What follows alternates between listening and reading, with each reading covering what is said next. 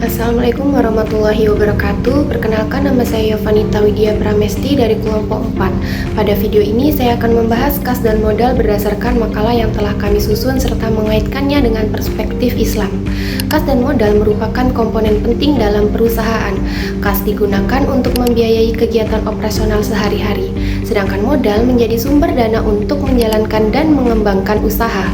Dalam Islam, pengelolaan harta merupakan amanah dari Allah Subhanahu wa Ta'ala.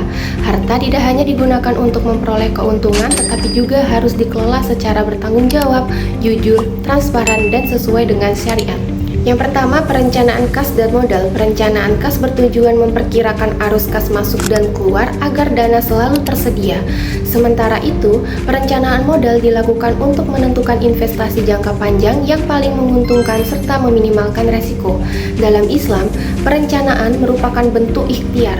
Allah Subhanahu wa Ta'ala berfirman dalam surah Al-Hasyr ayat 18 agar setiap manusia mempersiapkan bekal untuk masa depan. Artinya, setiap keputusan keuangan harus direncanakan dengan baik. Yang kedua, penganggaran modal. Penganggaran modal adalah proses menilai kelayakan suatu investasi menggunakan metode seperti payback period, NPV, dan IRR, sehingga perusahaan dapat memilih investasi yang akan memberikan manfaat terbaik.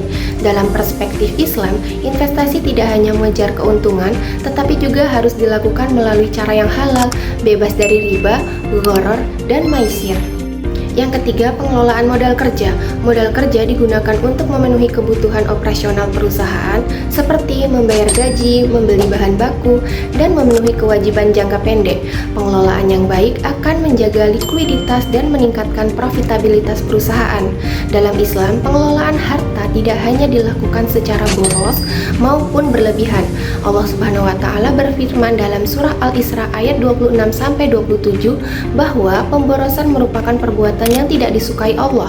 Artinya, perusahaan harus menggunakan modal secara efisien, tidak menghambur-hamburkan dana, serta memanfaatkan setiap sumber daya secara optimal. Yang keempat, struktur modal. Struktur modal merupakan perpaduan antara modal sendiri dan utang sebagai sumber pendanaan perusahaan. Dalam keuangan syariah, penggunaan utang harus memperhatikan prinsip syariah. Pembiayaan yang mengandung riba harus dihindari, sehingga alternatif yang dianjurkan adalah pembiayaan berbasis akad syariah seperti mudharabah, musyarakah, atau murabahah sesuai kebutuhan perusahaan. Yang kelima, kebijakan pembiayaan. Kebijakan pembiayaan adalah keputusan perusahaan dalam menentukan sumber dana untuk kegiatan operasional dan investasi. Terdapat dua pendekatan, yaitu kebijakan konservatif yang menggunakan lebih banyak dana jangka panjang sehingga resikonya lebih rendah, dan kebijakan yang agresif yang menggunakan lebih banyak dana jangka pendek dengan potensi keuntungan lebih tinggi tetapi juga resikonya lebih besar. Dalam perspektif Islam, kebijakan pembiayaan harus mempertimbangkan keseimbangan antara manfaat dan resiko, serta dikelola secara amanah, transparan, dan bertanggung jawab agar tidak merugikan pihak lain.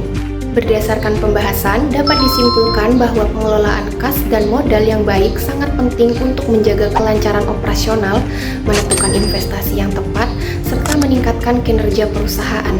Dalam perspektif Islam, seluruh pengelolaan keuangan harus dilakukan secara amanah, jujur, adil, dan sesuai dengan syariat, sehingga tidak hanya menghasilkan keuntungan tetapi juga keberkahan.